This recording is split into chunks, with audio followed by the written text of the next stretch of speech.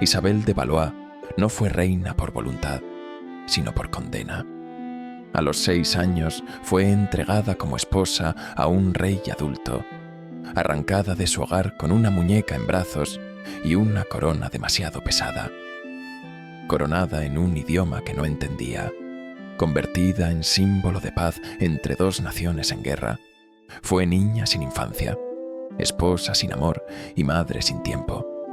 Murió a los 19, tras un parto que la borró del mundo, como antes la historia ya había intentado hacer. Olvidada por Francia, borrada por Inglaterra. Esta es la voz de quien nunca pudo hablar. Nació en París el 9 de noviembre de 1389, bajo un cielo pesado y gris, como si el propio firmamento presintiera el destino sellado que aguardaba a aquella criatura real.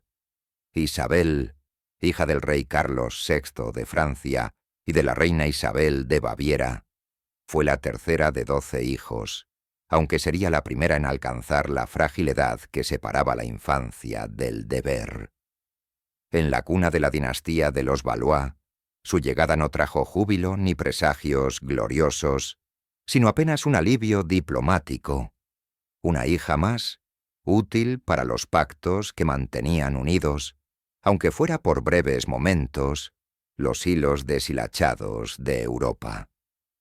La pequeña no fue criada entre canciones de cuna ni cuentos de hadas, sino en pasillos de piedra donde resonaban los gritos de un rey enfermo y los susurros nerviosos de una corte que se sostenía a duras penas sobre la cordura tambaleante de su soberano. Carlos VI, apodado con el tiempo el Loco, oscilaba entre periodos de lucidez pasajera y estallidos de violencia demencial. Una vez, según relatan los cronistas, corrió por los pasillos del palacio creyéndose de vidrio, temiendo quebrarse con un roce humano. Otra vez, asesinó a varios de sus propios caballeros durante una crisis de furia inexplicable.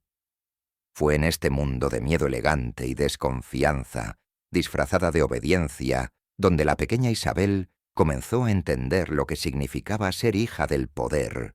Su madre, una mujer ambiciosa pero distante, no ofrecía consuelo. En la educación cortesana, las niñas eran adiestradas para agradar, para obedecer, para representar, nunca para preguntar, nunca para soñar. Isabel, sin embargo, soñaba. A escondidas en el rincón menos iluminado de las estancias, se refugiaba con su muñeca de trapo, una figura tosca pero entrañable, a la que llamaba Claire. Era su única amiga, su única confidente, su único espejo infantil en un mundo de máscaras. A través de Claire, Isabel hablaba en voz baja de cosas que no entendía, de reyes y tratados, de alianzas y fronteras, de lenguas que no conocía y de guerras que no comprendía. A los 6 años, su educación no incluía filosofía ni literatura, sino lecciones silenciosas de inmovilidad. Saber cuándo inclinarse, cuándo callar, cuándo fingir interés. Su mirada, sin embargo, aún no sabía mentir. Era la mirada transparente de una niña que había nacido en el lugar equivocado de la historia. Fue entonces, mientras aún dormía en una cama decorada con encajes y vigilada por damas que hablaban en susurros, cuando llegó la orden, Isabel sería entregada en matrimonio al rey de Inglaterra. Ricardo II, soberano de una nación enemiga, un hombre de casi 30 años, se convertiría en su esposo.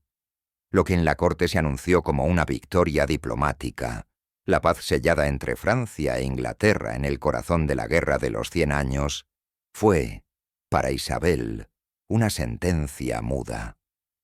Nadie le explicó qué significaba casarse. Nadie le dijo por qué debía partir, ni por qué aplaudían tan fuerte los adultos mientras ella abrazaba con fuerza a Claire, como si la muñeca pudiera protegerla de un mundo que ya la había traicionado. Los preparativos se hicieron con precisión quirúrgica. El ajuar fue escogido con esmero. Vestidos bordados con hilos de oro, cofres con joyas que ella no podía nombrar, pergaminos firmados con sellos reales, y entre todos esos tesoros, discretamente guardada, se incluyó la muñeca de trapo. Una decisión que parecía inocente, pero que encerraba la contradicción brutal de su existencia. Isabel seguía siendo una niña convertida en reina, no por elección, no por vocación, sino por cálculo. Los mismos brazos que le habían mecido ahora la empujaban, vestida de azul y perlas, hacia un altar extranjero. Y aunque nadie lo dijo en voz alta, todos lo sabían. Ella no partía como esposa, ni como embajadora, ni como símbolo de paz. Partía como prenda. Desde ese día Isabel dejó de ser una niña con nombre. Se convirtió en la hija del rey, la reina prometida, la princesa enviada. Su identidad quedó sepultada bajo capas de terciopelo y política. Claire, la muñeca, fue la última en llamarla simplemente Isabel. El viento soplaba áspero sobre los muros de Calais aquel noviembre de 1396, como si la costa francesa misma lamentara la entrega que estaba a punto de consumarse. Tenía casi 7 años, Isabel de Valois, cuando fue conducida hasta esa ciudad, último bastión francés antes del umbral inglés. Calais no era un lugar de infancia, era una ciudad amurallada, ajena, donde la piedra resonaba como sentencia y los soldados no sonreían. Allí, en medio de pabellones ceremoniales y vigilias políticas, se celebraría la boda entre una niña que aún dormía abrazada a su muñeca y un rey extranjero que ya había enviudado de una reina amada. Ricardo II la aguardaba con toda la pompa que el acuerdo exigía. Vestía una túnica escarlata y su rostro estaba cuidadosamente impasible, como si la solemnidad fuera la única manera de legitimar el sinsentido. Los cronistas dicen que, al verla llegar, inclinó la cabeza con una ternura medida. Tal vez sintió compasión, tal vez solo obedecía. Isabel descendió del carruaje escoltada por damas de compañía. Llevaba un vestido de terciopelo azul oscuro, con lirios bordados en hilo de oro, símbolos de Francia, y sobre su frente una diadema de perlas que pesaba más de lo que podía soportar su cuello infantil. Caminaba con pasos titubeantes, no por miedo escénico, sino porque su cuerpo aún no entendía el peso de una corona. Durante la ceremonia, Isabel lloró. No lágrimas discretas, no suspiros contenidos. Lloró como llora una niña separada de su hogar, de su madre, de sus juegos. Lloró mientras le colocaban el anillo, mientras pronunciaban votos en un idioma que no comprendía, mientras los cortesanos aplaudían con sonrisas diplomáticas. Nadie la consoló. Nadie interrumpió el rito. Era una transacción sagrada, un espectáculo necesario para la estabilidad política de dos reinos enfrentados por generaciones. Y allí, en el centro de la escena, una niña lloraba vestida de reina, mientras su muñeca guardaba dentro de un cofre, envuelta en seda, muda y cómplice. La ceremonia tuvo lugar en el interior de una gran sala decorada con tapices de batalla y emblemas dorados. La música sonaba grave, ceremonial, como si intentara imponerse sobre los sollozos. Algunas crónicas mencionan que uno de los enviados franceses susurró: «Es solo una niña». Pero el comentario fue tragado por la solemnidad del momento. A nadie le convenía recordar que esa reina no sabía leer ni escribir, que aún despertaba por las noches pidiendo a su nodriza, que le temía a la oscuridad y hablaba con su muñeca como quien implora protección a un ángel. Aquella unión no fue más que un símbolo, una firma viva entre dos potencias. El acuerdo estipulaba que el matrimonio no se consumaría hasta que Isabel alcanzara la edad apropiada. Pero su presencia física en Inglaterra era urgente. Debía ser visible. Debía mostrarse como prueba viviente del tratado. Así, terminada la ceremonia, fue separada del séquito francés y entregada a los emisarios de Ricardo. Subió a un barco rumbo a un país extraño, sin entender que cruzaba una frontera sin retorno. El mar, rugiendo bajo el casco, la alejaba no solo de su familia, sino de su niñez. En algún rincón de la embarcación, el cofre con la muñeca descansaba entre joyas, documentos y presentes reales. Aquella figura de trapo, con el vestido remendado y los ojos bordados en hilo negro, era la última testigo silenciosa de la Isabel que había sido. De allí en adelante sería llamada Su Majestad la Reina de Inglaterra, aunque aún no supiera lo que significaba ese título. A su llegada a suelo inglés, Isabel no fue recibida con canciones ni juegos. Fue escoltada con rigidez hasta el castillo de Windsor, donde se iniciarían los protocolos de su nueva vida. Al día siguiente, un mensajero anotó en los registros: «La reina ha llegado. Todo está en orden». Pero Isabel, esa noche, no habló, no lloró, no durmió. Se quedó mirando el dosel de su nueva cama, abrazada a Claire, su muñeca, y murmurando en francés palabras que nadie en la corte entendía. Así comenzó la historia de una reina sin edad, sin voz y sin elección. Una niña sacrificada en el altar de la paz, convertida en símbolo antes de comprender qué era el dolor. El aire de Calais, en noviembre de 1396, estaba empapado de sal, humedad y resignación. Desde los barcos anclados hasta los estandartes agitados por el viento, todo parecía preparado para una escena histórica. Pero bajo la superficie de aquella solemnidad pactada, lo que se gestaba era un rito de sacrificio.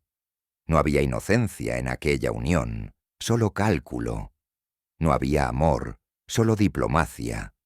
Y en el centro de esa coreografía política, una niña de casi 7 años, aún sin comprender del todo qué significaban las palabras esposa o tratado de paz, fue vestida con los colores de Francia para ser entregada a Inglaterra como símbolo viviente de reconciliación.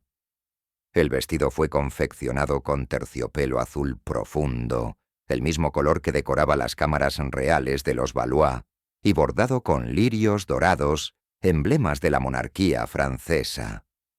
Sus mangas largas ocultaban los brazos delgados de Isabel, y el dobladillo rozaba el suelo de piedra, haciéndola parecer aún más pequeña, como si el atuendo hubiera sido diseñado no para realzar su figura, sino para ahogarla en solemnidad.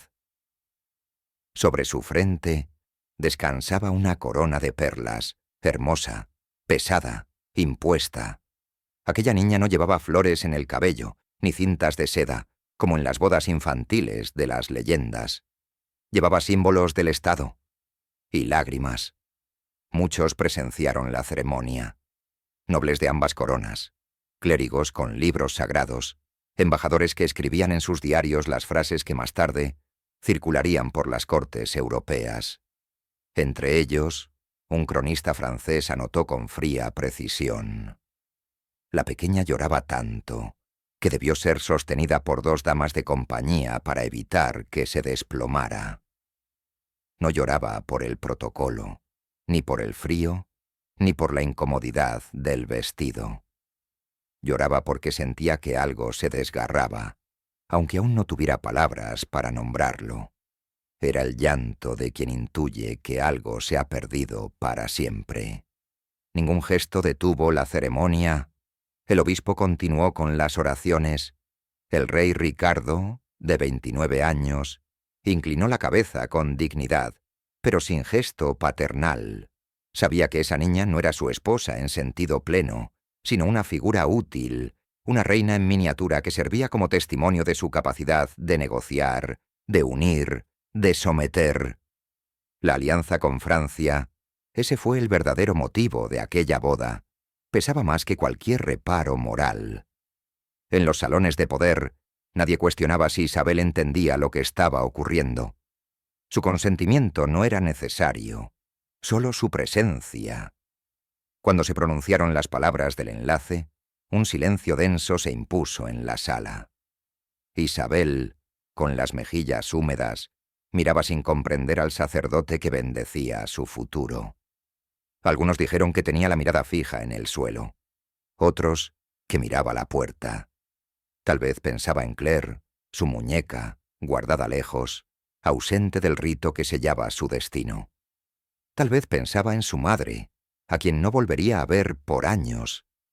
Tal vez solo pensaba en volver a jugar, en correr por los jardines del Louvre, en una risa que ya se le había escapado para siempre. Al finalizar la ceremonia, se produjo un gesto extraño, casi imperceptible. Uno de los cortesanos ingleses se inclinó ante ella con respeto forzado y le ofreció una pequeña copa de agua con pétalos. Isabel no la tomó. Sus manos permanecieron juntas, apretadas contra su estómago, como si temiera que, si las abría, perdería el poco control que aún conservaba. Dicen que fue entonces cuando un embajador francés murmuró: «No es una reina, es un altar». Y tenía razón. Isabel no era aún una mujer, ni siquiera una adolescente. Era un cuerpo depositado ante los dioses de la política, para que ellos lo marcaran con su fuego. La ceremonia había terminado, pero el ritual de entrega apenas comenzaba. Tras la celebración, los saludos forzados y los pactos intercambiados, Isabel de Valois fue acompañada hasta el puerto de Calais. Allí esperaban las naves inglesas, listas para llevarla lejos de todo lo que conocía. No hubo despedidas largas, no se permitían los abrazos. La niña, vestida aún con su traje de terciopelo azul y bordados dorados, subió al barco acompañada por damas designadas por la corte inglesa, mujeres que hablaban poco, que obedecían mucho, y cuya misión era simple: custodiar a la niña reina hasta que cumpliera su propósito. El mar estaba inquieto aquella noche.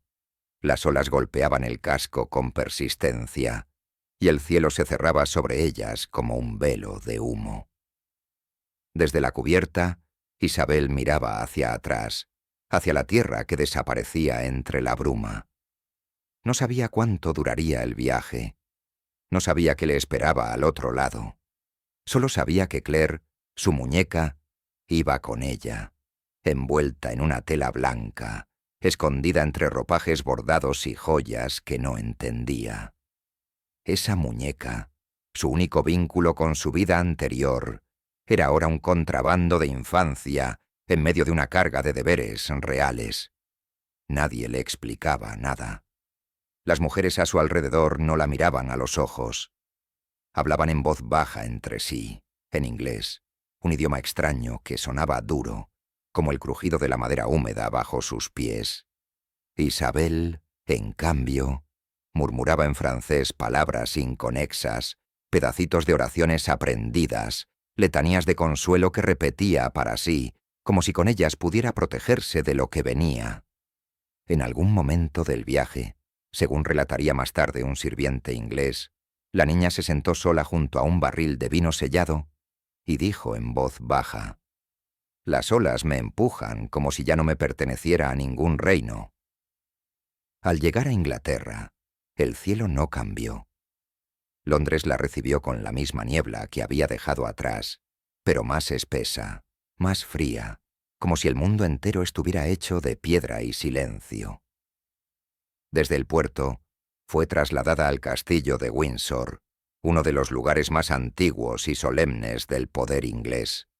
Allí, los muros hablaban otro idioma, uno que Isabel no podía traducir. Las ventanas altas no dejaban entrar el sol. Las puertas se cerraban tras ella, con un eco seco. Nadie se arrodillaba ante su fragilidad. Todos se inclinaban ante su título. Poco después de su llegada, le fue asignada una nueva cámara, adornada con tapices de escenas bélicas y figuras religiosas. En el centro, una cama con dosel oscuro, demasiado grande para su cuerpo. Allí, durmió sola. Le prohibieron hablar en francés con sus damas. Su muñeca fue tolerada, pero colocadas a un lado del cofre, como si incluso el símbolo de su niñez debiera obedecer la etiqueta. Fue entonces, en esos días de instalación, cuando escribió o dictó su primer mensaje no oficial. Una nota que, según registros diplomáticos franceses, nunca llegó a su destinatario. La carta estaba dirigida a su madre. En ella, Isabel suplicaba regresar, describiendo el castillo como un lugar en el que las piedras hablan en un idioma que no entiendo. Aquella frase se convirtió más tarde en leyenda, un eco melancólico de su aislamiento. Pero el mensaje fue interceptado. La reina de Inglaterra no podía escribir como hija. Su voz debía pertenecer a la corona, no al corazón. La carta fue archivada, silenciada, como sería silenciada toda su voluntad en los años siguientes, y así comenzó su reinado, no con un cetro, sino con un silencio, no con poder, sino con vigilancia. Isabel de Valois, reina consorte a los 7 años, no fue instruida en la política ni en el arte de gobernar. Fue adoctrinada en la quietud, en la sumisión, en el ceremonial vacío de las alianzas sin alma. Se convirtió en la flor plantada en suelo ajeno, regada por manos que no la conocían, rodeada de palabras que no podía traducir. En enero de 1397, el eco solemne de los cánticos llenaba la abadía de Westminster. Las columnas altas, cubiertas de incienso y sombras, se alzaban como árboles de piedra sobre los asistentes. Era un día de celebración oficial, pero en el centro de aquella liturgia, envuelta en capas bordadas, una niña de apenas 8 años temblaba bajo el peso de una corona real. Isabel de Valois, hija de Francia, esposa simbólica del rey Ricardo II de Inglaterra, iba a ser coronada reina consorte, pero su alma, aún niña, no comprendía el ritual ni el idioma en que se le confería aquella dignidad. La multitud llenaba los bancos del templo, los lores se apretaban con sus túnicas de armiño, los clérigos entonaban oraciones en latín, y los heraldos anunciaban su título con voz ampulosa. En medio de aquella teatralidad sacra, Isabel caminó por la nave central con pasos medidos, vestida con una capa de terciopelo rojo y forro de armiño, tan larga que arrastraba sobre las losas frías del suelo. Detrás de ella, 2 damas inglesas, designadas por el Consejo Real, sostenían las colas del ropaje y susurraban instrucciones en un idioma que aún le sonaba extranjero, seco, lleno de cortes y golpes consonánticos. El inglés para Isabel no era una lengua, sino un muro. La ceremonia avanzó con la precisión de un mecanismo de poder. Sobre sus cabellos negros, aún suaves con aroma de infancia, fue colocada una corona de oro puro, una joya antigua que había adornado a reinas adultas y guerreras. Los dedos del arzobispo de Canterbury trazaron la señal de la cruz sobre su frente, y las palabras de unción fueron pronunciadas como una fórmula mágica que la despojaba de lo que quedaba de su humanidad infantil. Ya no era la hija de Carlos VI. No era la niña que abrazaba a Claire bajo las sábanas. Era, a los ojos del reino, Isabel, por la gracia de Dios, reina de Inglaterra. No todos en la corte celebraron la coronación. Para algunos nobles ingleses era poco más que una farsa. Coronar a una niña extranjera, sin voz ni influencia, era convertir el trono en una pantomima. Para otros, era una necesidad simbólica, una afirmación visual del tratado con Francia. Pero para Isabel, todo era confusión. No podía entender los cánticos, no podía leer los textos litúrgicos, solo escuchaba sonidos lejanos, como si todo ocurriera detrás de un cristal. En sus ojos, ese día quedó registrado no como una victoria, sino como una ceremonia de despedida, la despedida definitiva de su niñez. Tras la coronación, fue conducida en procesión por las calles de Londres. La ciudad, cubierta de banderines y flores marchitas, observaba en silencio el paso de aquella niña coronada. Algunas mujeres del pueblo, al verla, no aplaudieron. Bajaron la mirada. Quizá entendían, sin palabras, que esa reina no sonreía porque no tenía motivo para hacerlo. Otras aplaudieron, por rutina o por orden, y los niños que jugaban en callejones quedaron quietos al paso del cortejo, mirando con ojos grandes a la pequeña reina que no jugaba. Fue instalada entonces en el castillo de Windsor. Allí tendría su residencia, su séquito, su corte infantil. Pero Windsor no era un palacio de cuentos, era una fortaleza. Sus muros gruesos ocultaban secretos y protocolos, y sus ventanas dejaban entrar poca luz. Las habitaciones estaban frías, los pasillos cargados de historia ajena. Isabel era vigilada constantemente por damas inglesas, designadas por el consejo del rey. No hablaban francés con ella, o no querían. Su lengua natal fue reducida a un susurro cuando hablaba a escondidas con su muñeca, a la que aún mantenía bajo su almohada, como si pudiera protegerla del mundo. Se cuenta que, en esos primeros meses, Isabel no hablaba casi nada. Se comunicaba con gestos, con miradas, con silencios. Uno de los cronistas de la época, un joven escribano que formaba parte del séquito, anotó una frase que escuchó una noche al pasar cerca de sus habitaciones. Las piedras del castillo hablan en un idioma que no entiendo. Aquella frase, si fue realmente suya, condensaba todo su desarraigo, su aislamiento, su extranjería. No solo estaba lejos de su tierra, estaba fuera del mundo de los vivos. Era una figura, un emblema, una corona colocada sobre un cuerpo demasiado pequeño. Windsor, desde las almenas hasta las criptas, no era un hogar, era una prisión dorada.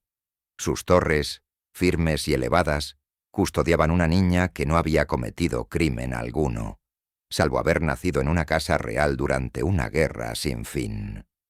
Isabel fue alojada en la sección este del castillo, en aposentos destinados a la reina consorte, decorados con tapices bordados con escenas de caza y devoción religiosa, de las que hablaban de un mundo adulto que le era ajeno.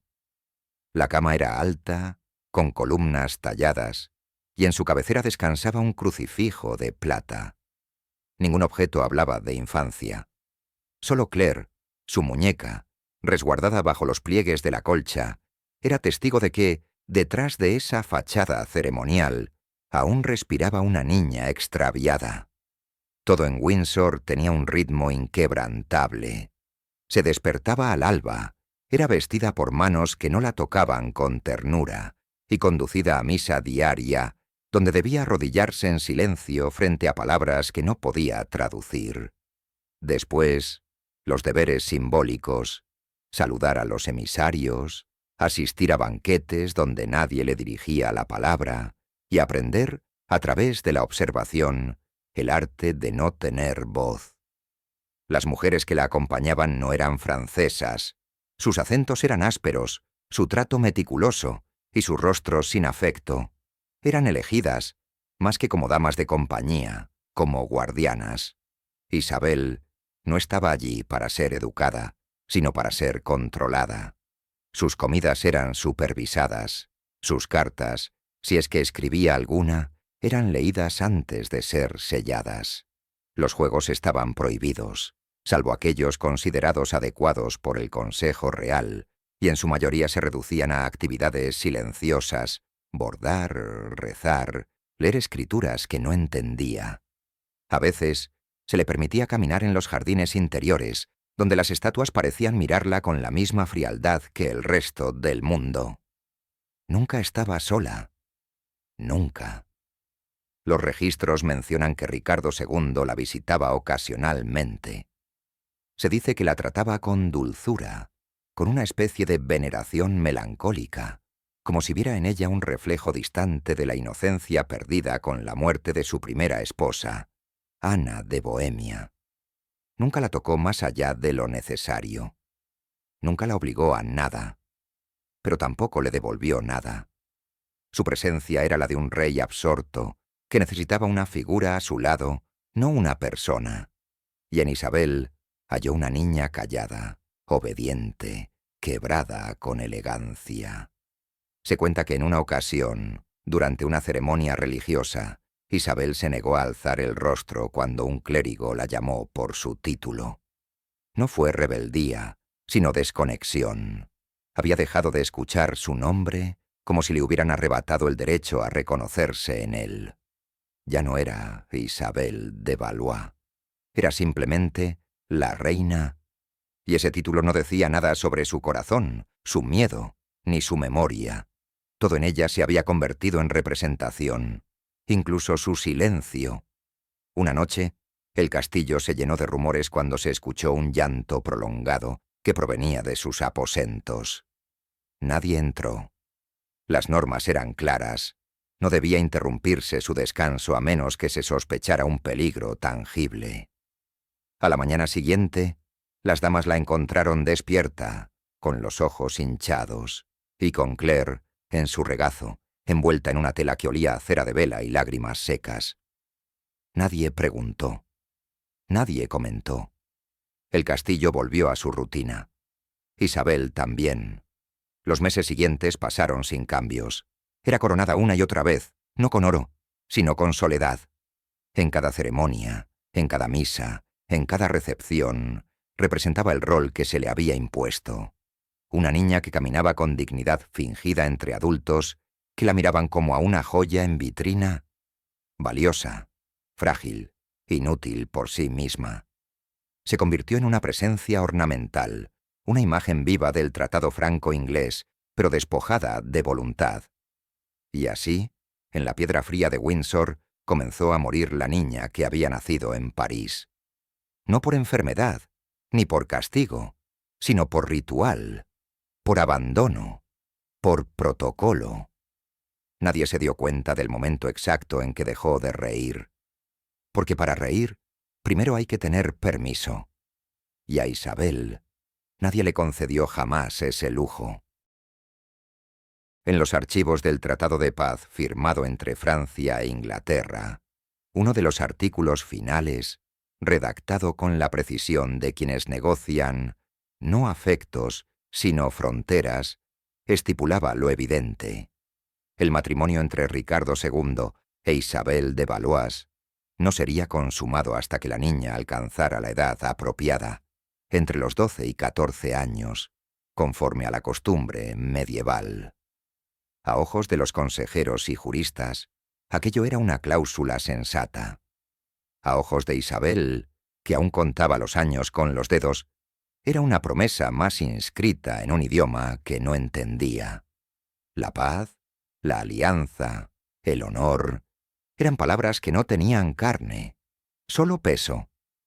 Ricardo II, para entonces, había entrado en una etapa de su reinado marcada por la tensión y la fragilidad emocional. Había perdido años atrás a su primera esposa, Ana de Bohemia, una mujer de gran influencia moral sobre él, cuya muerte lo había dejado envuelto en una niebla de luto y desequilibrio. En Isabel, muchos observadores vieron que el rey proyectaba una imagen idealizada, casi litúrgica. La niña como sustituta de la inocencia perdida, como una figura angelical capaz de calmar sus tormentas internas. No como esposa, sino como símbolo. Un altar viviente, no un cuerpo deseado. Crónicas contemporáneas describen momentos públicos entre ambos. Ricardo paseaba con ella en los jardines de Eltham, le ofrecía pequeñas joyas como regalos ceremoniales, o se mostraba visiblemente protector durante eventos oficiales. No hay evidencia de ternura cotidiana, ni juegos, ni conversaciones privadas. Porque Isabel no era una compañera, era una extensión de su corona. Y, sin embargo, en el interior de ese vínculo sin tacto, algo más se gestaba. La tensión constante entre lo simbólico y lo físico, entre lo permitido y lo sospechado. Los rumores, nunca confirmados pero tampoco desmentidos por los silencios de la corte, comenzaron a circular poco antes de la caída de Ricardo.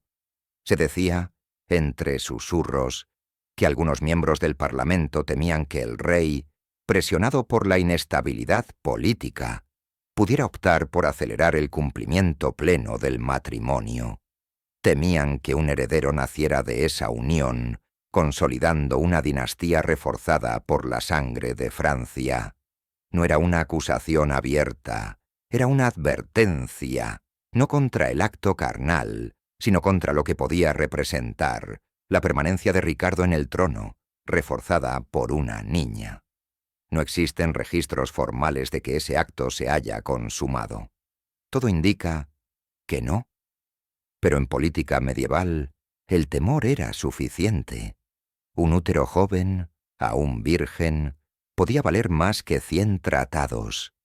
Por eso, cuando Ricardo fue derrocado en 1399 por Enrique de Lancaster, una de las primeras decisiones del nuevo régimen fue aislar a Isabel, controlarla, vigilar su estado físico y evaluar su potencial como pieza en el tablero.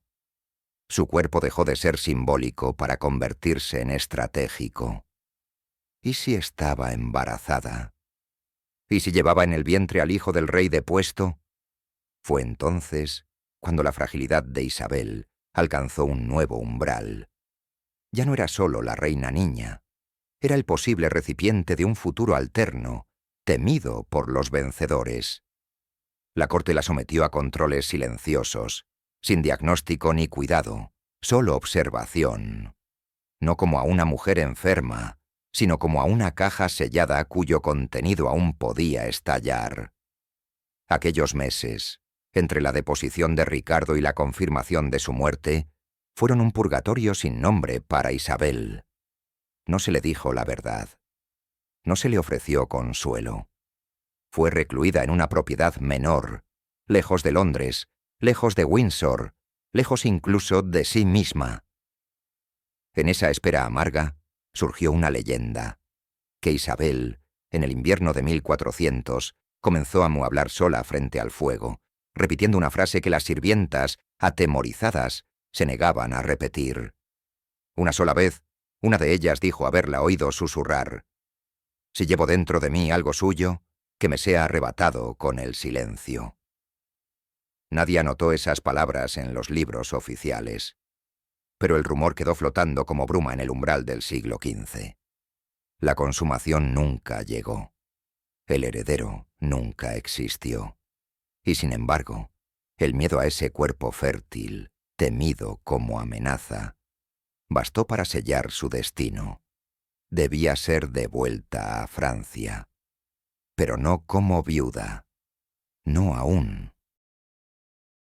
La noticia no llegó con trompetas ni mensajeros oficiales.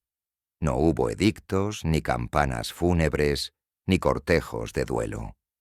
Cuando Ricardo II fue finalmente derrocado y encarcelado en la fortaleza de Pontefract, su desaparición fue administrada con el cálculo frío de quienes entienden que el poder, una vez perdido, debe ser también borrado.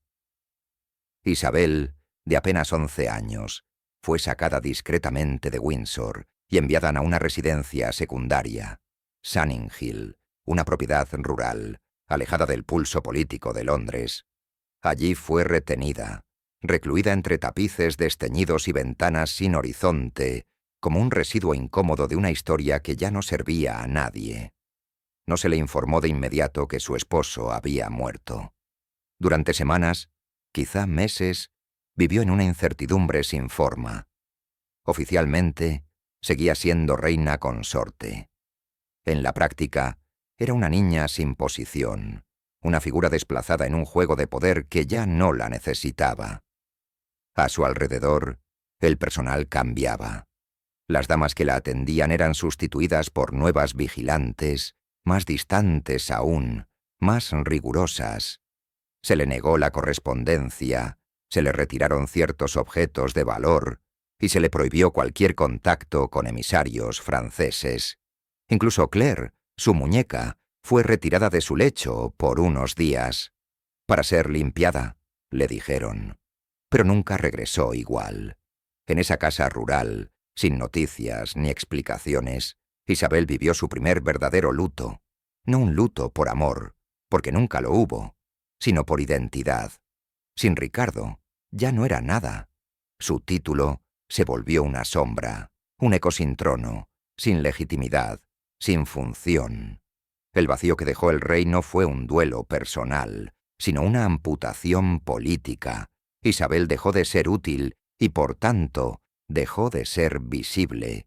Y en una época en que el valor de una mujer se medía por su utilidad, su existencia misma comenzó a desvanecerse. Finalmente, la noticia le fue revelada, no como un acto de compasión, sino como parte de una estrategia. Enrique IV, el nuevo monarca, deseaba casarla con su hijo, el joven príncipe Enrique, futuro Enrique Dins. Para ello, debía admitirse la muerte de Ricardo. Pero incluso entonces, la verdad le llegó distorsionada, sin detalles. No se le habló del hambre que llevó a Ricardo a la agonía en Pontefract, ni del abandono, ni del encierro. Solo se le dijo que ya no era esposa, que su futuro podía ser rehecho con otro príncipe, como si su identidad fuera una prenda que podía cambiarse sin trauma, sin recuerdo, sin duelo. Isabel, con apenas 12 años, se negó. Su negativa no fue en voz alta, no gritó, no huyó, no rompió platos. Fue un rechazo pronunciado con los labios secos, la mirada baja y la fuerza de quien ya ha sido quebrada una vez. Dijo no, en silencio, pero fue suficiente. A ojos del nuevo régimen, su respuesta no fue interpretada como dignidad, sino como obstinación, como desobediencia, como amenaza. Y como todas las amenazas en los reinos medievales, debía ser contenida, no con violencia, sino con olvido. Fue entonces cuando su encierro se volvió más estricto. Sus paseos fueron restringidos, sus ropas simplificadas, su dieta reducida. Se le prohibió hablar en francés incluso consigo misma. Uno de los escribanos del castillo anotó que, durante ese tiempo, la niña comenzó a hablar con las paredes. Nadie quiso reconocer que era el idioma de la desesperación. Cuando finalmente se decidió su retorno a Francia, no se organizó una comitiva gloriosa, ni se la despidió como una reina. Fue llevada al puerto en secreto, con escolta mínima, embarcada al amanecer como si se tratara de un objeto que debía devolverse sin rastro. En su equipaje no iba Claire, ya extraviada, ni ningún símbolo de su estancia inglesa. Solo un pequeño anillo de oro, regalo del día de su boda, permanecía en su dedo. Era lo único que conservaba de todo aquello. Un círculo vacío que no contenía alianza alguna, solo memoria. Isabel partió de Inglaterra no como viuda oficial, ni como reina depuesta. Partió como alguien que ya no figuraba en los documentos, borrada de los registros reales, exiliada del relato, como si nunca hubiera sido. Y así, el matrimonio no consumado dejó una herida aún más profunda, la de haber existido sin dejar huella. Porque en el silencio de la historia hay destinos que no necesitan actos brutales para ser tragedia. Basta con que nadie pronuncie tu nombre. El invierno de 1400 cayó sobre Inglaterra con una lentitud fúnebre. La niebla envolvía campos y torres con una pesadez insoportable, como si el propio clima comprendiera el cierre de un ciclo oscuro. Ricardo, segundo, antaño monarca, yacía en algún rincón húmedo de Pontefract, sin testigos, sin honor, sin epitafio. Oficialmente su muerte no fue anunciada con solemnidad. Fue murmurada e insinuada, administrada como se entierra una verdad incómoda. Y mientras los lores pactaban el olvido, Isabel de Valois, la niña reina, vivía atrapada en un tiempo detenido, prisionera de un título evaporado, sin saber que ya era viuda. En Sunning Hill, donde había sido confinada, el mundo parecía haber encogido. El jardín estaba cubierto de escarcha, las fuentes secas, y los muros interiores no ofrecían refugio. Se le prohibía salir sola. Sus damas no eran confidentes, eran sombras enviadas para vigilar, para silenciar. Nadie le decía nada con certeza. Las conversaciones cesaban al verla entrar. Las respuestas eran evasivas. Su nombre no aparecía en los saludos oficiales, ni en los informes del consejo. Solo existía entre los muebles del palacio y los pasos amortiguados de los pasillos. Una presencia sin función, una figura sin destino. La noticia de la muerte de Ricardo, cuando al fin se le comunicó, no llegó como un golpe. Fue un vacío. Una frase pronunciada sin emoción, sin explicación. No se le permitió llorar públicamente. No hubo luto ceremonial, no hubo misa por su alma. Solo un cambio de designación en los registros y una nueva palabra que la definiría: viuda. Isabel tenía 11 años y era viuda. Sin haber conocido el amor, sin haber sido esposa en ningún sentido humano, sin haber compartido más que procesiones y silencios con aquel hombre que le fue impuesto como rey, ahora quedaba marcada por la muerte de un vínculo nunca vivido. Pero la muerte no fue liberación, fue condena. Viuda, Isabel se convirtió en rehén político. Su cuerpo, su linaje, su apellido, representaban un riesgo. Enrique IV, usurpador coronado, comprendía el valor simbólico de aquella niña, la única pieza que podía legitimar una restauración imposible. Si un día alguien proclamaba que Isabel había concebido un heredero de Ricardo, aunque fuera mentira, aunque fuera absurdo, el equilibrio del trono tambalearía. Por eso no fue devuelta de inmediato a Francia, por eso fue aislada, no como venganza, como precaución. Durante ese año de encierro, Isabel vivió sin referencias. Los calendarios no marcaban nada para ella. Su voz no era registrada. El tiempo era una repetición opaca de amaneceres pálidos y noches en vela. Se decía que pasaba horas mirando por las ventanas cerradas, repitiendo en voz baja los nombres de sus hermanos, de sus padres, como si al pronunciarlos pudiera traerlos de regreso. Una de las criadas afirmó haberla escuchado, en un murmullo nocturno, decir: «He sido una reina sin reino, y ahora soy una sombra sin trono». Las visitas fueron abolidas. No se le permitió recibir emisarios franceses, ni escribir sin supervisión. Sus pertenencias fueron reducidas a lo mínimo. Incluso su comida era inspeccionada, no por temor a un atentado, sino por control. El control total de una niña cuya única arma era su existencia. En aquel encierro invisible, Isabel dejó de ser persona para convertirse en símbolo, en cuarentena. Cada día que pasaba sin noticias desde Francia, cada carta no respondida, cada silencio enviado desde la corte parisina, reforzaba una verdad aún más cruel. No solo había sido apartada por Inglaterra, sino que Francia también comenzaba a olvidarla. Porque en la política medieval, el recuerdo no era un acto de amor, era una herramienta, y una reina sin poder, sin corona, sin posibilidad de restauración, era menos útil que un fantasma. Cuando Enrique IV propuso un nuevo enlace, la corte no lo anunció como un plan maquiavélico, sino como una oportunidad de reconciliación, un gesto de diplomacia interna, una solución decorosa. Isabel, aún atrapada en Sunnings Hill, fue convocada a recibir al mensajero. Tenía 12 años. Le informaron con palabras cuidadosamente ensayadas que su luto debía concluir y que el rey deseaba su enlace con el joven Enrique de Monmouth, su hijo, futuro Enrique V de Inglaterra. Le dijeron que era un honor, que así podría recuperar su lugar, que sería nuevamente reina, que la historia podría empezar de nuevo.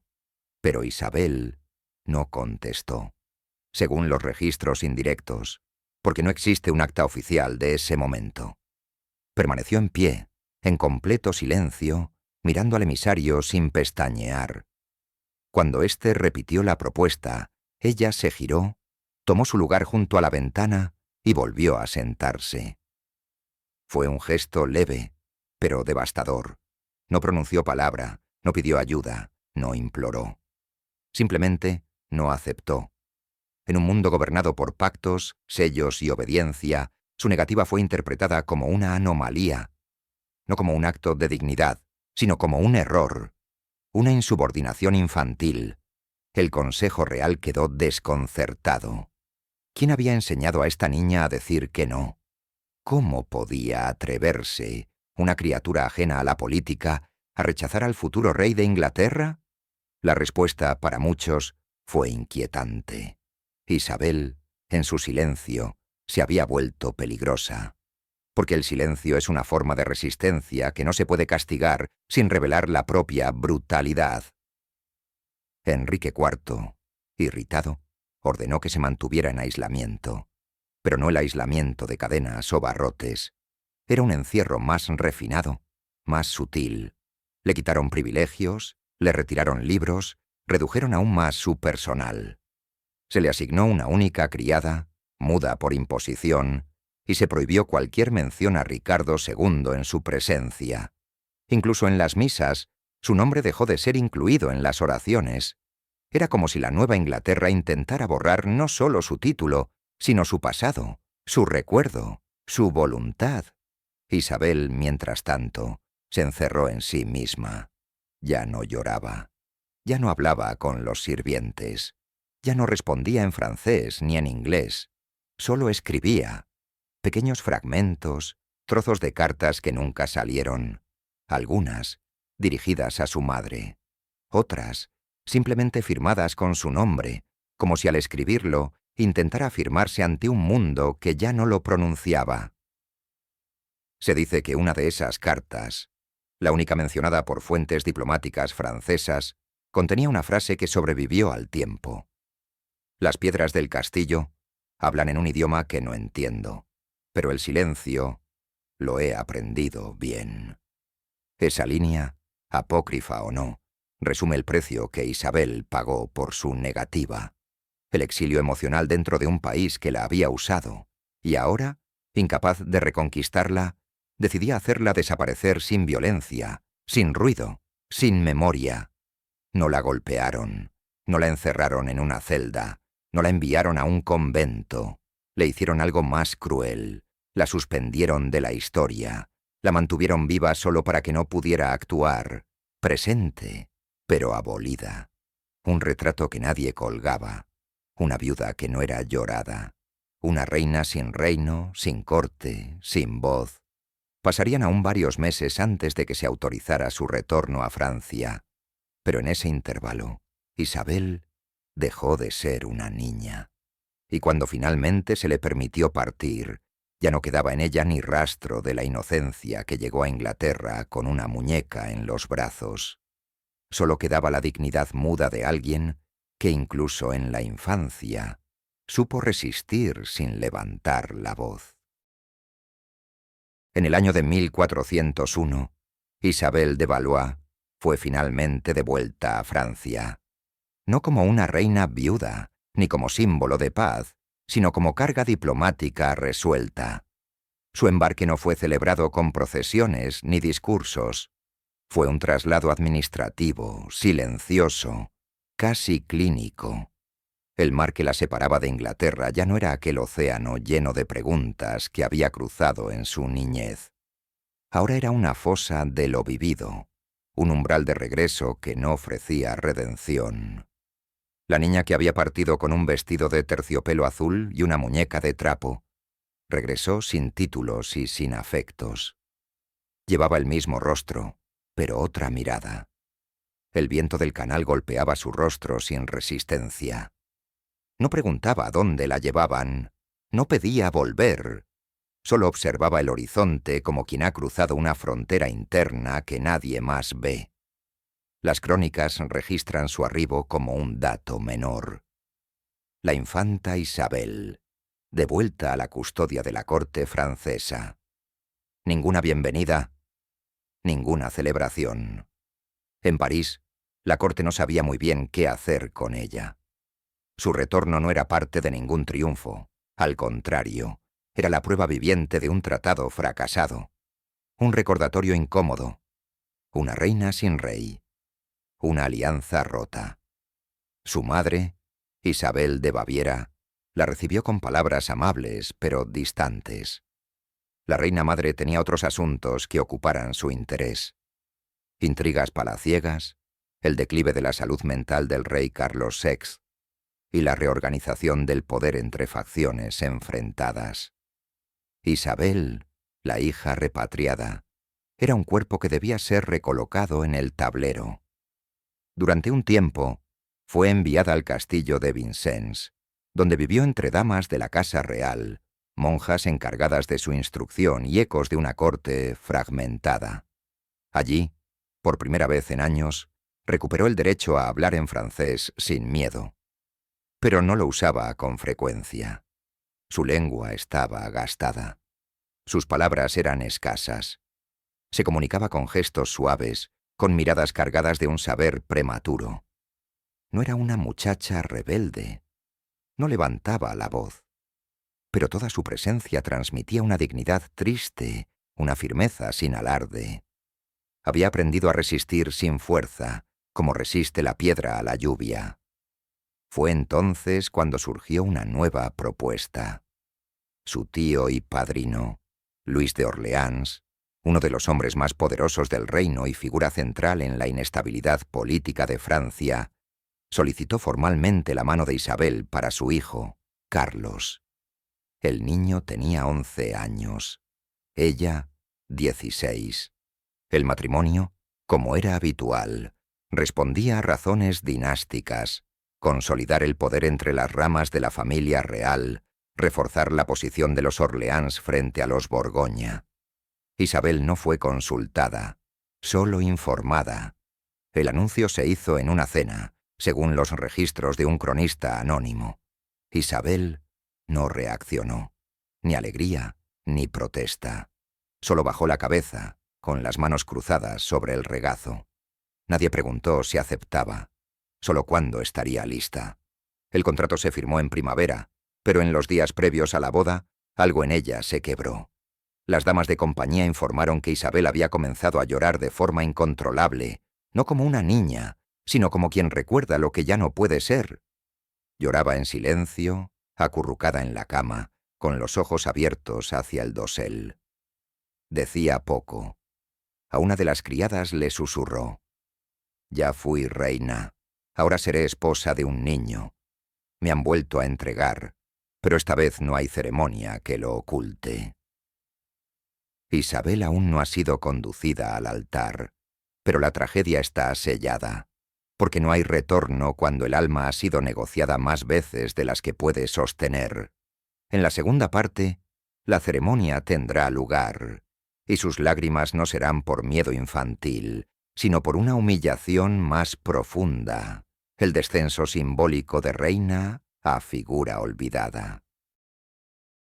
El 29 de junio de 1406, en una sala del castillo de Compiègne, decorada con flores de lis y tapices bordados con escenas alegóricas del deber, Isabel de Valois volvió a ser vestida como novia. No era la primera vez, pero ahora no había asombro ni inocencia en su rostro, solo resignación. La tela de su vestido era blanca, bordada en hilo de oro.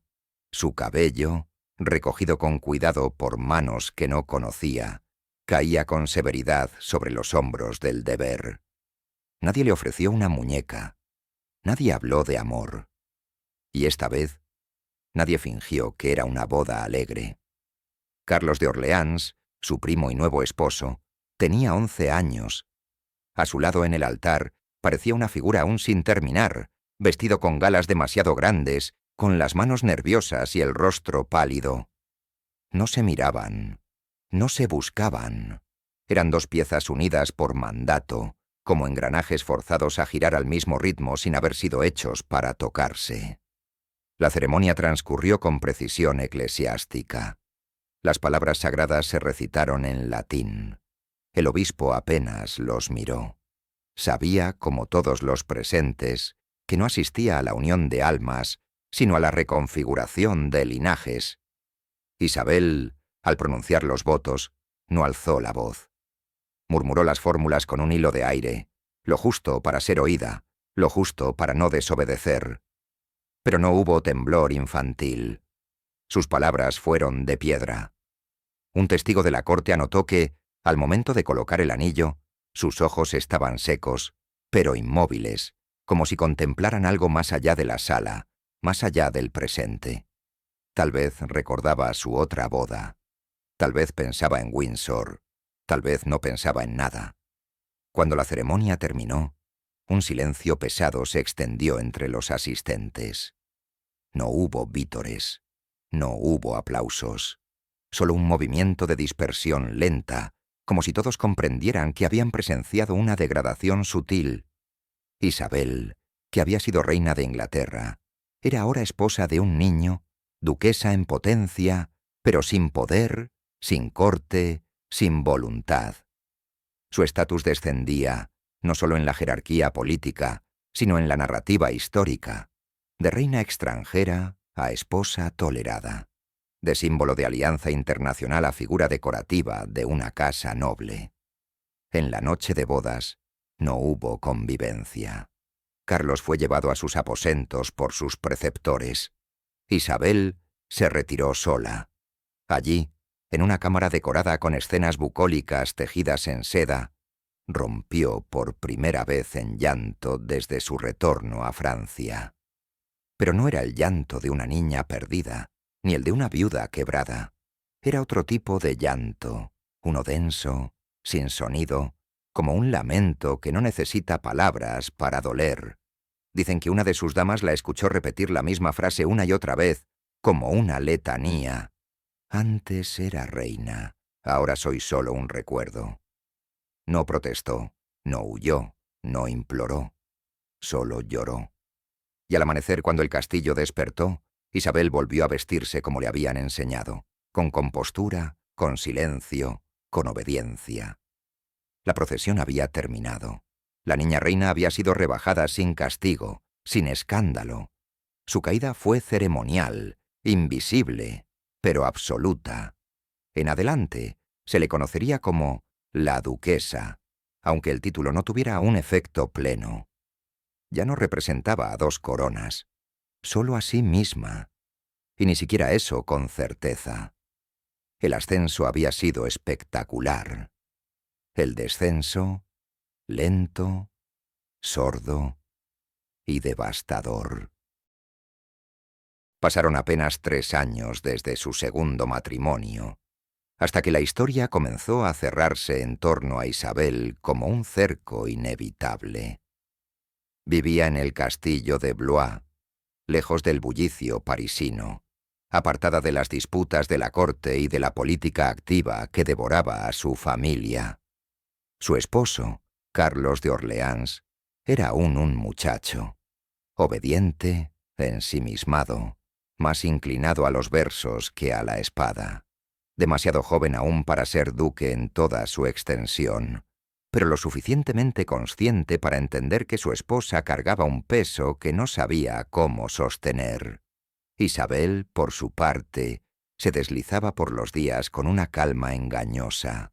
No alzaba la voz, no interfería en asuntos de Estado, no pedía nada, pero todo en ella hablaba de una fatiga más profunda que el cansancio físico, el agotamiento de quien ha sido usada demasiadas veces sin jamás haber sido escuchada.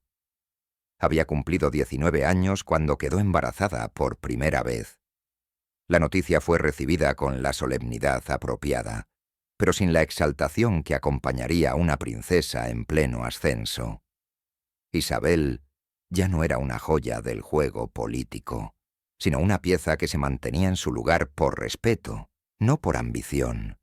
Aún así, la esperanza de un heredero fortalecía la posición de su joven esposo, y la llegada de un niño o niña sería bien recibida. Isabel, en cambio, no celebró. A quienes le preguntaban, respondía con serenidad. A quienes la felicitaban, ofrecía una sonrisa sin calor. Sabía lo que significaba dar a luz. Sabía que no era un acto de vida, sino una obligación más. Un contrato sellado con sangre. Durante los meses del embarazo, Isabel se volvió más silenciosa que nunca. Caminaba poco, hablaba menos y escribía aún en las noches, sentada junto a la ventana que daba al Sena. Allí, según relataría años después una dama que la atendía, garabateaba frases sueltas, fragmentos que quemaba con una vela antes del amanecer. Nadie leyó nunca esos papeles. Nadie supo si escribía cartas, recuerdos o epitafios. Pero lo hacía cada noche, como un rito sagrado. En su habitación mantenía solo 3 objetos personales a la vista: un anillo de oro, regalo de su boda con Ricardo II, un relicario sin imagen que colgaba junto a su lecho, y una muñeca, no Claire, que había desaparecido, sino una nueva, más pequeña, hecha por ella misma con restos de lino. No tenía rostro, solo hilos oscuros por cabello y un vestido sin bordes. Era quizá el símbolo de lo que había sido, de lo que no pudo ser. El embarazo avanzó con lentitud. A medida que se acercaba el momento del parto, los temores crecían. Isabel se debilitaba, comía poco, dormía mal. Sus damas preocupadas consultaban médicos, monjas, parteras, pero ella no se quejaba, no manifestaba dolor, solo una calma espectral que llenaba la habitación. Algunos comenzaron a temer lo que no se decía. En los días previos al alumbramiento, un confesor fue llamado a su cámara. Allí, Isabel le pidió la extremaunción anticipada. «Por si no soy digna de regresar», dijo con voz baja, sin lágrimas. Era septiembre de 1409. En la noche del 13 de septiembre comenzó el trabajo de parto. Las crónicas no coinciden en los detalles, pero sí en la intensidad del sufrimiento. Duró horas. Las contracciones fueron violentas, la sangre abundante. La partera, experimentada pero agotada, pidió ayuda a gritos. Al amanecer una niña fue traída al mundo, Juana. Isabel, aún con vida, pidió verla. La sostuvo unos segundos, murmuró algo que nadie comprendió. Luego cerró los ojos, no volvió a abrirlos. Murió sin alaridos, sin súplica, sin acusación. Murió como había vivido, en silencio, en un mundo que la usó y la calló. La noticia se difundió con decoro, no con duelo. La corte francesa lamentó su pérdida con las fórmulas debidas, pero no interrumpió sus asuntos. Carlos de Orleans, aún un muchacho, quedó viudo sin entender del todo qué había perdido. Isabel tenía 19 años, había sido prometida, reina, viuda, esposa, madre y cadáver, todo antes de saber qué era vivir. No hubo justicia, no hubo redención, solo el cumplimiento fatal de un destino impuesto desde la cuna. El cuerpo de Isabel fue preparado con lentitud y cuidado, no por reverencia real, sino por respeto humano.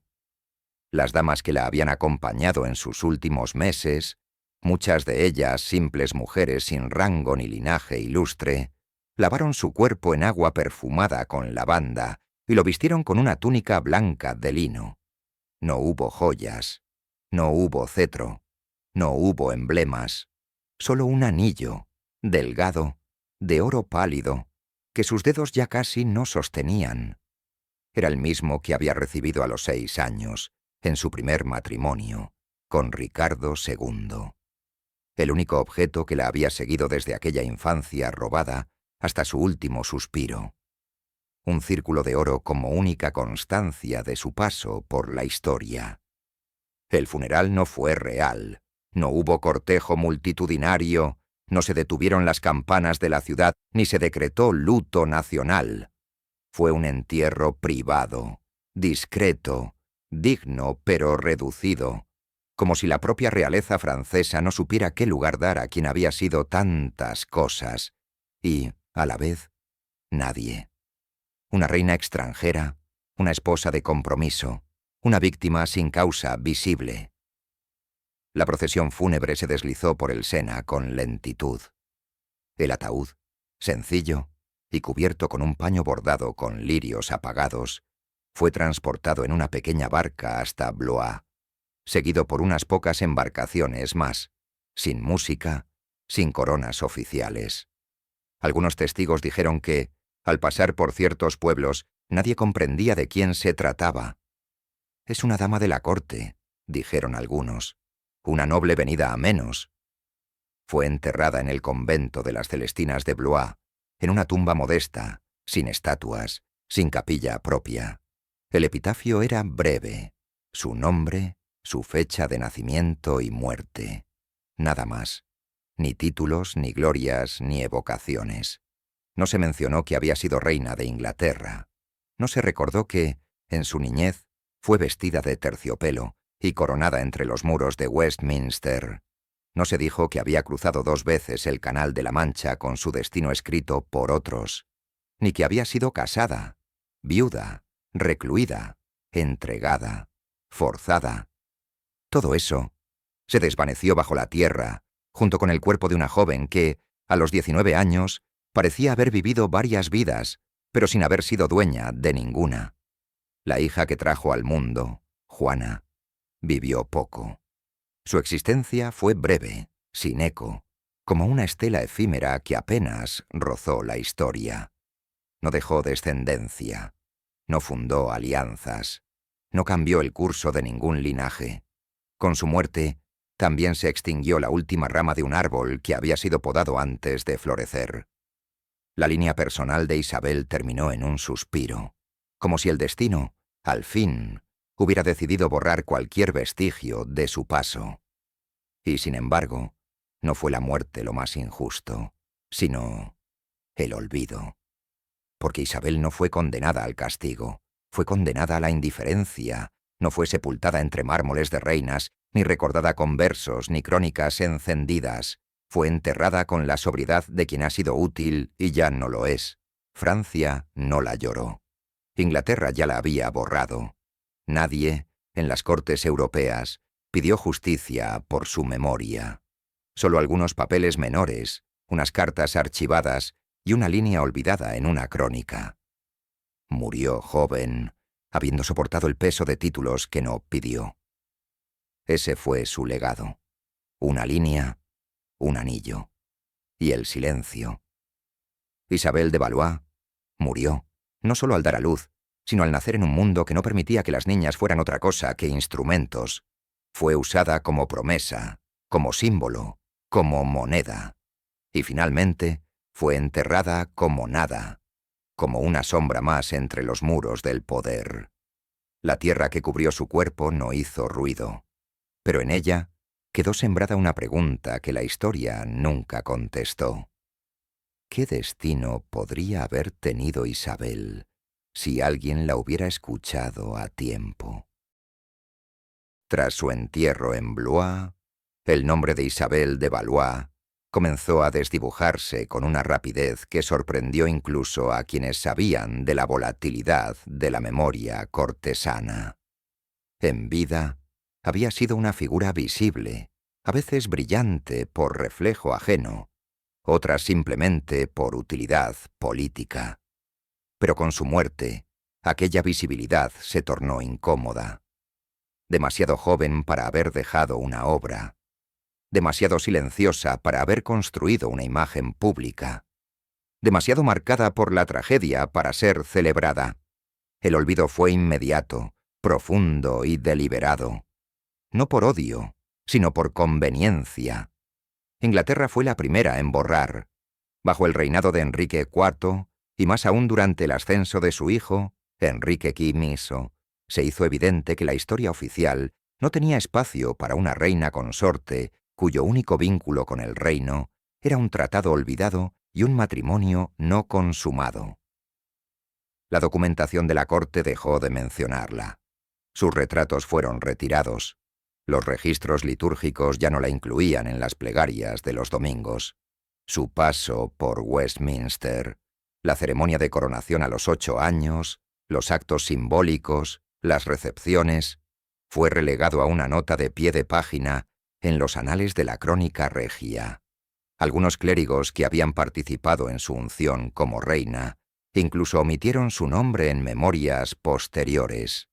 Se hablaba de Ana de Bohemia, la primera esposa de Ricardo II, con reverencia. De Isabel, apenas un susurro. Pero lo más significativo fue su exclusión de la narrativa de Shakespeare.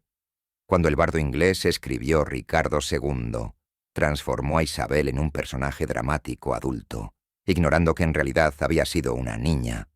La convirtió en una esposa afligida, emocional, fuerte, madura. Era más útil así, dentro del teatro, como figura trágica que podía hablar, razonar y sufrir con madurez.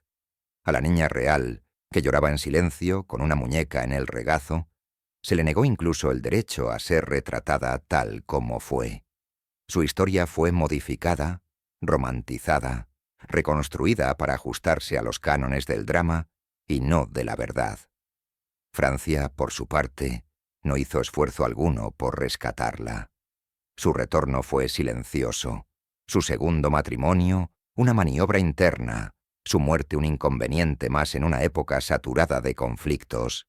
Su padre, el rey Carlos VI, ya había perdido el juicio. Su madre, Isabel de Baviera, estaba demasiado ocupada tejiendo alianzas con Borgoña y manteniendo su propio poder en medio del desmoronamiento institucional. Nadie reclamó justicia por la hija muerta. Nadie exigió memoria. Isabel fue, para la corte francesa, una pieza rota del pasado. Una mujer que no logró reintegrarse a las necesidades del presente. Incluso su tumba, aunque conservada, fue relegada a un espacio menor. No fue trasladada a la necrópolis real de Saint-Denis. No fue inscrita en los libros de linaje con destaque. No tuvo descendencia que velara por su legado. Su hija Juana murió sin dejar rastro, y con ella, el eco de Isabel se disolvió por completo. Lo que quedó fue una sombra, el recuerdo de una reina que no gobernó, de una esposa que no amó, de una mujer que no habló. Y sin embargo, esa sombra comenzó a crecer siglos después. En archivos polvorientos, en relatos fragmentarios, en las observaciones de historiadores sensibles a lo marginal, la figura de Isabel de Valois volvió a surgir. No como símbolo de poder, sino como emblema del sacrificio mudo. No por lo que hizo, sino por lo que le fue hecho. Y así, lentamente, se empezó a entender que su historia no era una nota menor, sino una advertencia sobre el precio de ser mujer en un mundo donde el linaje pesa más que la voluntad, y donde el silencio puede durar más que una corona. A Isabel de Valois no la mató la fiebre del parto, ni el agotamiento físico de un cuerpo desgastado antes de tiempo.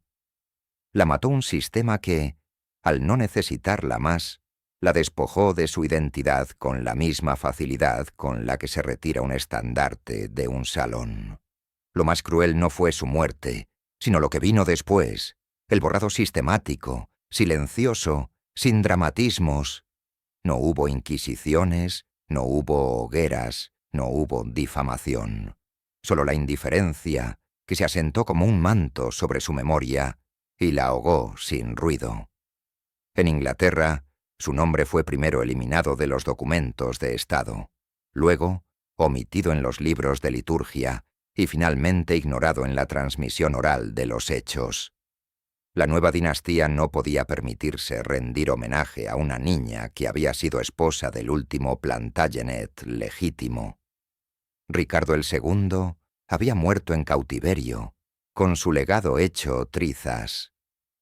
¿Qué valor tenía entonces la niña que lo había acompañado en el papel, pero no en la cama? Ninguno. Isabel fue declarada viuda, sí, pero sin memoria. Su retrato no colgó en ningún palacio, no fue invocada en discursos, y su tiempo como reina fue tratado como una anomalía incómoda, como si hubiese sido un error que la historia se negaba a reconocer. Pero lo más doloroso es que, en Francia, el tratamiento no fue mejor, Su retorno fue discreto, su segundo matrimonio, orquestado por conveniencia, su muerte registrada apenas como la desaparición de una esposa noble. El hecho de haber sido reina de Inglaterra nunca fue motivo de orgullo para la corte francesa. Muy al contrario, era la huella de una alianza política que se consideraba fallida, humillante, innecesaria. La Isabel que volvió de Inglaterra no era celebrada como superviviente, sino tolerada como carga. Su matrimonio con Carlos de Orleans fue un intento de reubicación, no de reparación. Y su muerte joven, aunque trágica, fue vista como un desenlace casi útil. Cerraba un capítulo incómodo sin prolongar su eco. Así fue borrada 2 veces. Por Inglaterra, por traicionar su utilidad. Por Francia, por recordar una derrota. Y entre ambos silencios quedó flotando su figura sin voz. Isabel fue doblemente traicionada. Primero por los que la obligaron a reinar sin saber qué era el poder, y luego por los que la negaron tras su muerte. No dejó cartas públicas, ni discursos, ni descendencia. No dejó obras, solo rastros. Un anillo, una tumba discreta, un nombre que a veces resuena en las crónicas como un susurro ajeno. Pero incluso los ecos, cuando sobreviven al olvido, pueden convertirse en símbolo, porque Isabel representa algo más grande que su propia tragedia. Representa a todas aquellas mujeres que fueron piezas en el tablero de la política medieval. Aquellas cuyos destinos fueron escritos por otros, cuyas voces fueron reprimidas no por fuerza, sino por estructura. Isabel fue una reina borrada no porque cometiera faltas, sino porque su historia era incómoda de contar. Demasiado triste para celebrarla, demasiado pasiva para exaltarla, demasiado verdadera para romantizarla.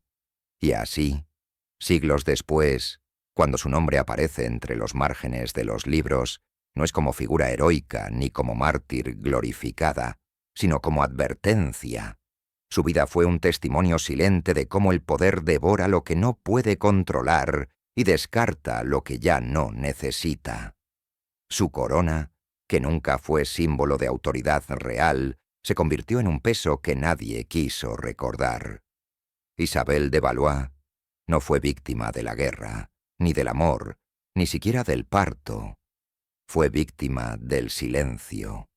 Y su historia, enterrada sin justicia en 2 reinos, permanece como un espejo para todos los que prefieren olvidar que alguna vez, en medio de tratados, reyes y conquistas, una niña lloró en su boda mientras los adultos aplaudían, y nadie la detuvo. La historia no siempre se conserva en mármol ni en pergaminos encuadernados.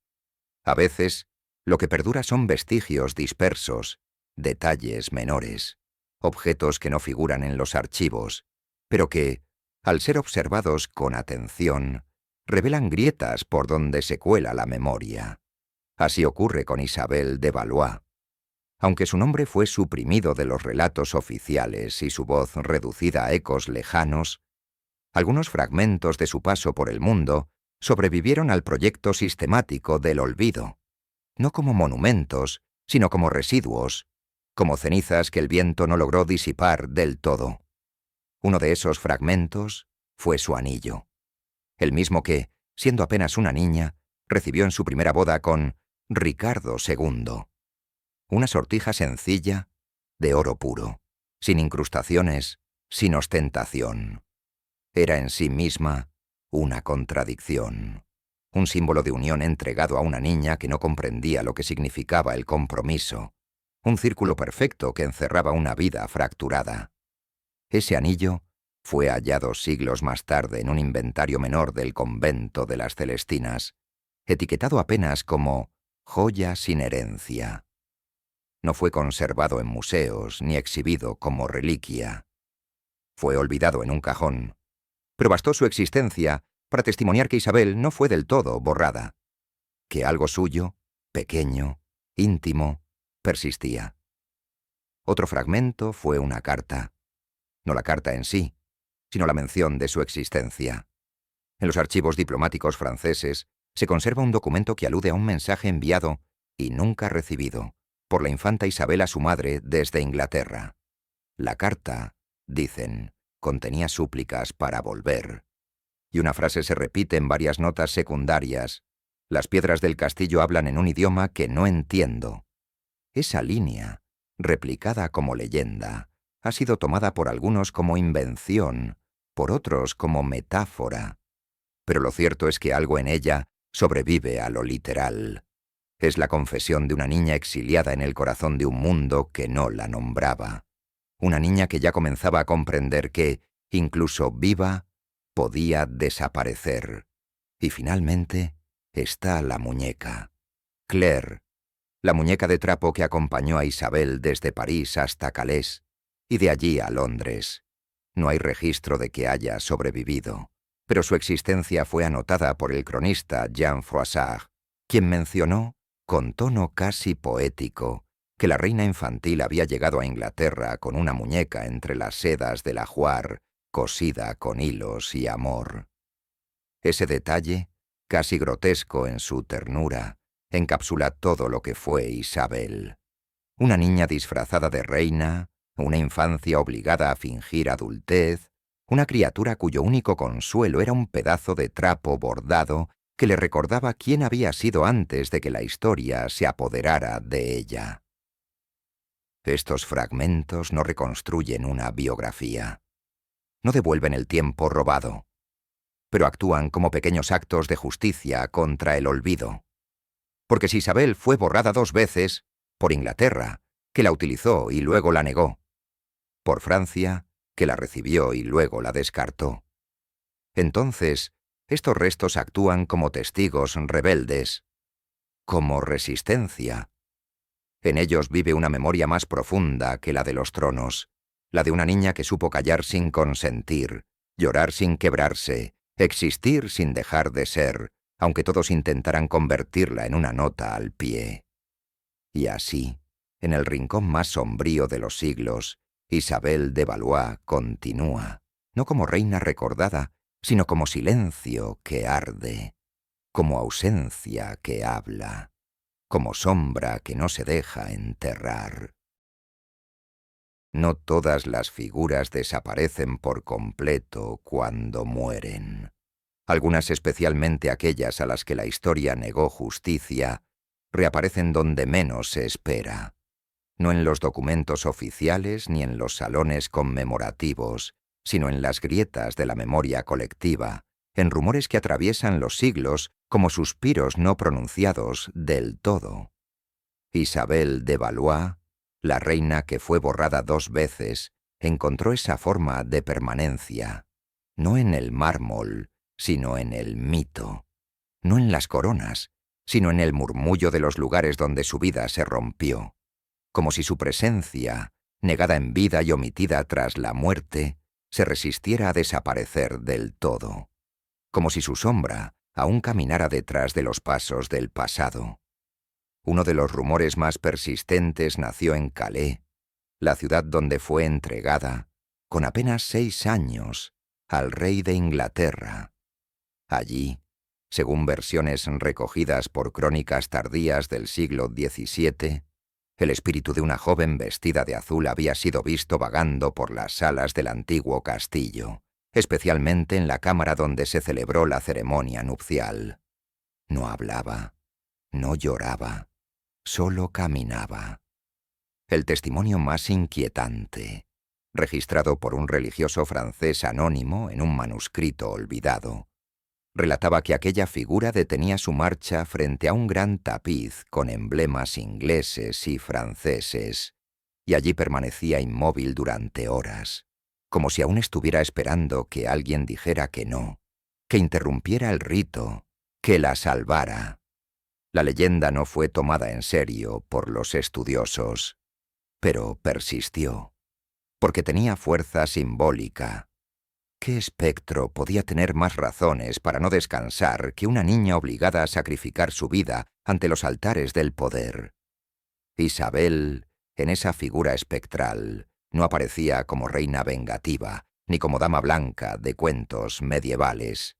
Era un lamento, un eco sin grito, una presencia que no exigía venganza, solo reconocimiento. No pedía justicia, pedía que alguien recordara que, un día, fue arrancada de su infancia para ser adornada y exhibida como una promesa que nadie tuvo intención de cumplir. Pero no fue solo en Calais, donde su sombra se dejó sentir. En Inglaterra, algunos manuscritos registran rumores de apariciones en Windsor, en la misma torre donde fue instalada como reina consorte. Se decía que, en ciertas noches de otoño, se escuchaban pasos menudos cruzando las habitaciones vacías y que una figura infantil recorría los pasillos con un objeto entre las manos. A veces, una muñeca. A veces, un anillo. Ninguna aparición hablaba, ninguna hacía daño. Solo repetían un trayecto que ya no conducía a ningún lugar. Isabel, así, se convirtió en lo que la historia le negó en vida. Un símbolo. No de gloria, sino de lo que se rompe sin dejar huella. Una presencia que habita los márgenes de los relatos oficiales y que regresa, como las sombras que el fuego no consume, para recordar que hay vidas que no se pueden narrar sin admitir culpa. No todas las figuras desaparecen por completo cuando mueren. Algunas, especialmente aquellas a las que la historia negó justicia, reaparecen donde menos se espera. No en los documentos oficiales ni en los salones conmemorativos, sino en las grietas de la memoria colectiva, en rumores que atraviesan los siglos como suspiros no pronunciados del todo. Isabel de Valois, la reina que fue borrada 2 veces, encontró esa forma de permanencia, no en el mármol, sino en el mito, no en las coronas, sino en el murmullo de los lugares donde su vida se rompió, como si su presencia, negada en vida y omitida tras la muerte, se resistiera a desaparecer del todo, como si su sombra aún caminara detrás de los pasos del pasado. Uno de los rumores más persistentes nació en Calais, la ciudad donde fue entregada, con apenas 6 años, al rey de Inglaterra. Allí, según versiones recogidas por crónicas tardías del siglo XVII, el espíritu de una joven vestida de azul había sido visto vagando por las salas del antiguo castillo, especialmente en la cámara donde se celebró la ceremonia nupcial. No hablaba, no lloraba, solo caminaba. El testimonio más inquietante, registrado por un religioso francés anónimo en un manuscrito olvidado, relataba que aquella figura detenía su marcha frente a un gran tapiz con emblemas ingleses y franceses, y allí permanecía inmóvil durante horas, como si aún estuviera esperando que alguien dijera que no, que interrumpiera el rito, que la salvara. La leyenda no fue tomada en serio por los estudiosos, pero persistió, porque tenía fuerza simbólica. ¿Qué espectro podía tener más razones para no descansar que una niña obligada a sacrificar su vida ante los altares del poder? Isabel, en esa figura espectral, no aparecía como reina vengativa ni como dama blanca de cuentos medievales. Era un lamento, un eco sin grito, una presencia que no exigía venganza, solo reconocimiento. No pedía justicia. Pedía que alguien recordara que, un día, fue arrancada de su infancia para ser adornada y exhibida como una promesa que nadie tuvo intención de cumplir. Pero no fue solo en Calais donde su sombra se dejó sentir. En Inglaterra, algunos manuscritos registran rumores de apariciones en Windsor, en la misma torre donde fue instalada como reina consorte. Se decía que, en ciertas noches de otoño, se escuchaban pasos menudos cruzando las habitaciones vacías y que una figura infantil recorría los pasillos con un objeto entre las manos, a veces una muñeca, a veces un anillo. Ninguna aparición hablaba, ninguna hacía daño, solo repetían un trayecto que ya no conducía a ningún lugar. Isabel, así, se convirtió en lo que la historia le negó en vida.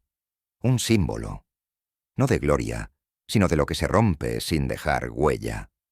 Una presencia que habita los márgenes de los relatos oficiales y que regresa, como las sombras que el fuego no consume, para recordar que hay vidas que no se pueden narrar sin admitir culpa. Hay vidas que no se cuentan en batallas ni en tratados, se cuentan en objetos, en lo que sobrevive cuando la historia decide apartar la mirada.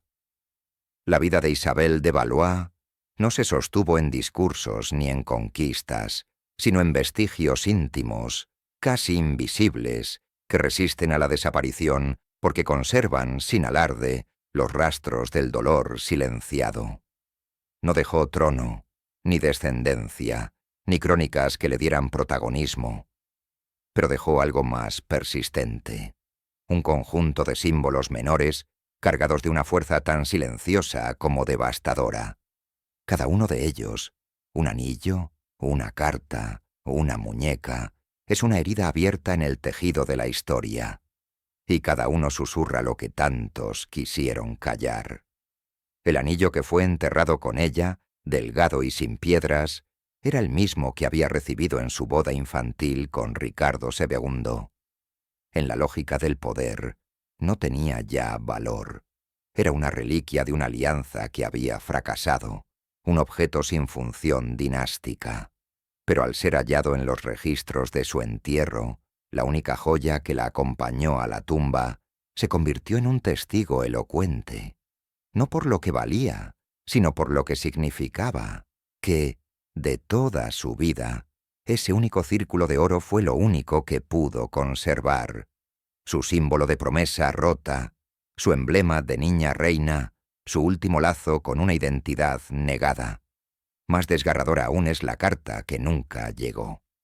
De ella no queda más que la referencia en un documento diplomático, una mención fugaz en un informe francés que recoge de segunda mano el testimonio de que Isabel habría escrito a su madre suplicando volver. La frase que allí figura: «Las piedras del castillo hablan en un idioma que no entiendo», se convirtió con el tiempo en una suerte de epitafio no oficial, una confesión encapsulada, la imagen de una niña extranjera, prisionera en un castillo que no podía comprender, no solo por la lengua, sino por su lógica, por su estructura, por su crueldad. Una carta interceptada, nunca entregada.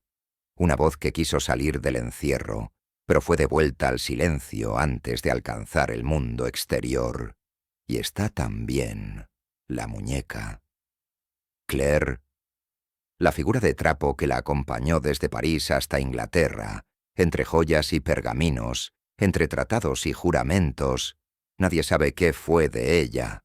Su rastro desaparece en los registros poco después de la llegada de Isabel a Windsor. Algunos dicen que fue confiscada por las damas inglesas por considerarla poco decorosa. Otros que fue guardada en un cofre olvidado. Pero su existencia quedó anotada en al menos 2 crónicas, y eso basta para que resista como símbolo. Claire no era un juguete. Era la última manifestación visible de la infancia que le fue arrancada. La muñeca sin palabras que hablaba por ella cuando nadie más la escuchaba. Estos 3 objetos, reales o simbólicos, conforman el legado más íntimo de Isabel de Valois. No están en vitrinas ni en estatuas ecuestres, pero contienen una verdad que los libros oficiales no pudieron borrar, que ella existió, que sufrió, que resistió sin levantar la voz, y que, aunque la historia intentó ocultarla, quedó anclada en sus márgenes como una sombra suave, pero imborrable. Isabel no fue una reina poderosa.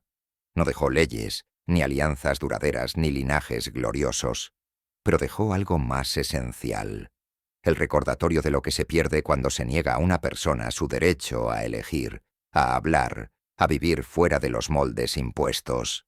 Su vida fue un molde quebrado.